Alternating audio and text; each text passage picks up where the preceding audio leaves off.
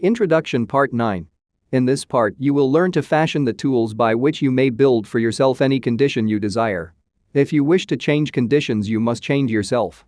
Your whims, your wishes, your fancies, your ambitions may be thwarted at every step, but your inmost thoughts will find expression just as certainly as the plant springs from the seed. Suppose, then, we desire to change conditions. How are we to bring this about? The reply is simple. By the law of growth. Cause and effect are as absolute and undeviating in the hidden realm of thought as in the world of material things. Hold in mind the condition desired, affirm it as an already existing fact. This indicates the value of a powerful affirmation. By constant repetition, it becomes a part of ourselves. We are actually changing ourselves, are making ourselves what we want to be. Character is not a thing of chance, but it is the result of continued effort.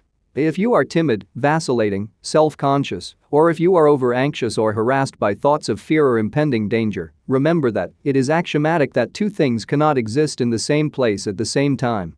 Exactly the same thing is true in the mental and spiritual world, so that your remedy is plainly to substitute thoughts of courage, power, self-reliance and confidence for those of fear, lack and limitation.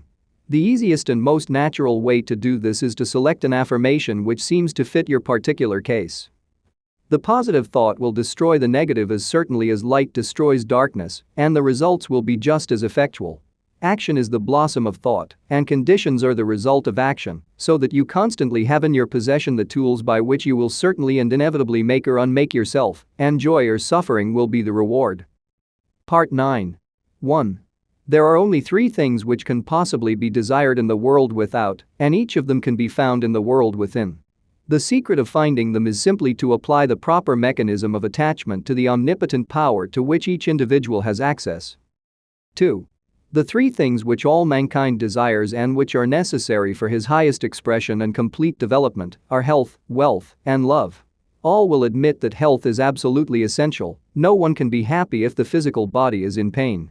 All will not so readily admit that wealth is necessary, but all must admit that a sufficient supply at least is necessary, and what would be considered sufficient for one would be considered absolute and painful lack for another, and as nature provides not only enough, but abundantly, wastefully, lavishly, we realize that any lack or limitation is only the limitation which has been made by an artificial method of distribution.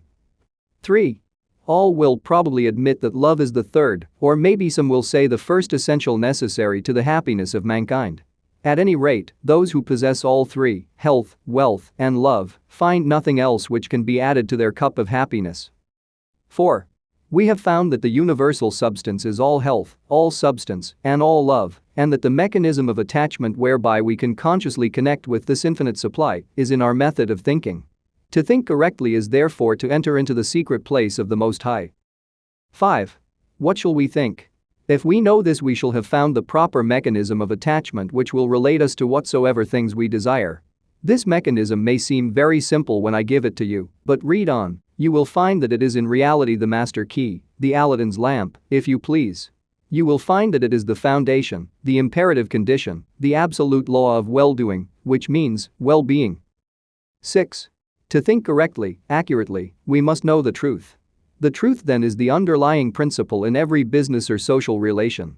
It is a condition precedent to every right action. To know the truth, to be sure, to be confident, affords a satisfaction beside which no other is at all comparable. It is the only solid ground in a world of doubt, conflict and danger. 7. To know the truth is to be in harmony with the infinite and omnipotent power. To know the truth is, therefore, to connect yourself with a power which is irresistible and which will sweep away every kind of discord, inharmony, doubt or error of any kind, because the truth is mighty and will prevail. 8. The humblest intellect can readily foretell the result of any action when he knows that it is based on truth, but the mightiest intellect, the most profound and penetrating mind, loses its way hopelessly and can form no conception of the results which may ensue when his hopes are based on a premise which he knows to be false. 9. Every action which is not in harmony with truth, whether through ignorance or design, will result in discord and eventual loss in proportion to its extent and character. 10. How then are we to know the truth in order to attach this mechanism which will relate us to the infinite? 11. We can make no mistake about this if we realize that truth is the vital principle of the universal mind and is omnipresent. For instance, if you require health, a realization of the fact that the I in you is spiritual and that all spirit is one, that wherever a part is the whole must be, will bring about a condition of health, because every cell in the body must manifest the truth as you see it. If you see sickness, they will manifest sickness. If you see perfection, they must manifest perfection. The affirmation, I am whole, perfect, strong, powerful, loving, harmonious and happy, will bring about harmonious conditions. The reason for this is because the affirmation is in strict accordance with the truth, and when truth appears, every form of error or discord must necessarily disappear. 12. You have found that the I is spiritual, it must necessarily then always be no less than perfect. The affirmation, I am whole, perfect, strong, powerful, loving, harmonious and happy is therefore an exact scientific statement. 13.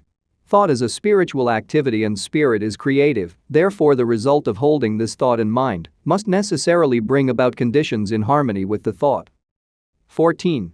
If you require wealth, a realization of the fact that the I in you is one with the universal mind which is all substance and is omnipotent will assist you in bringing into operation the law of attraction, which will bring you into vibration with those forces which make for success and bring about conditions of power and affluence in direct proportion with the character and purpose of your affirmation. 15. Visualization is the mechanism of the attachment which you require. Visualization is a very different process from seeing. Seeing is physical and is therefore related to the objective world, the world without, but visualization is a product of the imagination and is therefore a product of the subjective mind, the world within. It therefore possesses vitality, it will grow. The thing visualized will manifest itself in form.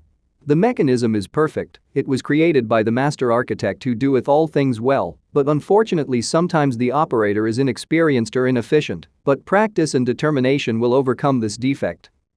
16. If you require love, try to realize that the only way to get love is by giving it, that the more you give the more you will get, and the only way in which you can give it is to fill yourself with it until you become a magnet. The method was explained in another lesson. 17. He who has learned to bring the greatest spiritual truths into touch with the so-called lesser things of life has discovered the secret of the solution of his problem. One is always quickened, made more thoughtful, by his nearness of approach to great ideas, great events, great natural objects, and great men. Lincoln is said to have begotten in all who came near him the feeling awakened when one approaches a mountain, and this sense asserts itself most keenly when one comes to realize that he has laid hold upon things that are eternal, the power of truth. 18. It is sometimes an inspiration to hear from someone who has actually put these principles to the test, someone who has demonstrated them in their own life. A letter from Frederick Andrews offers the following insight. 19.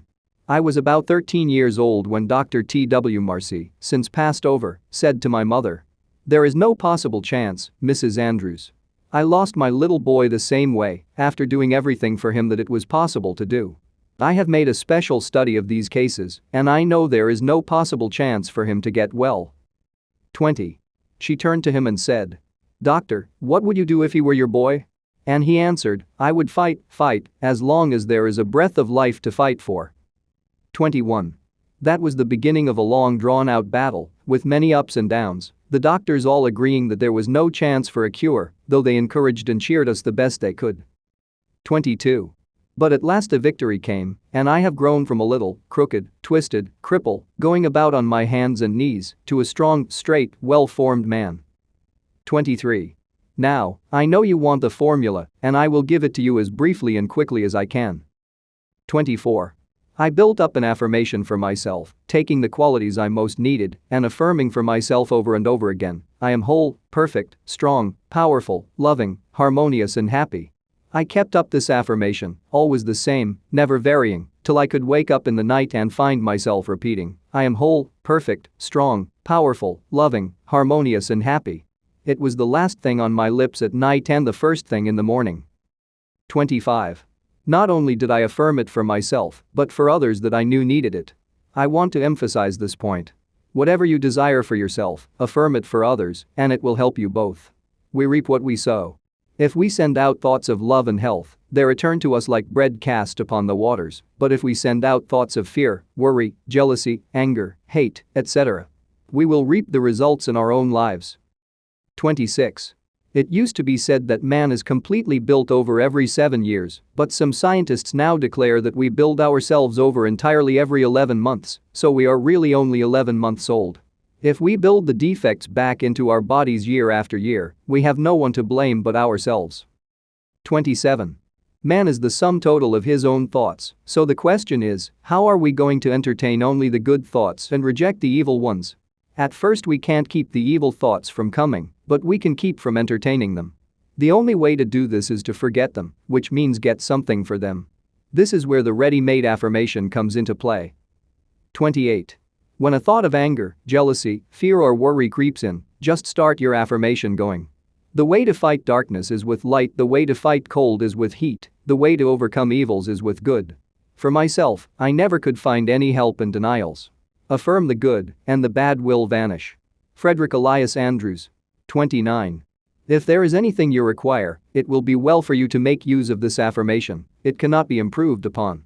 Use it just as it is, take it into the silence with you until it sinks into your subconsciousness so that you can use it anywhere, in your car, in the office, at home. This is the advantage of spiritual methods, they are always available.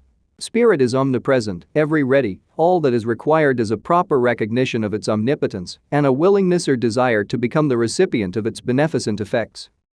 30.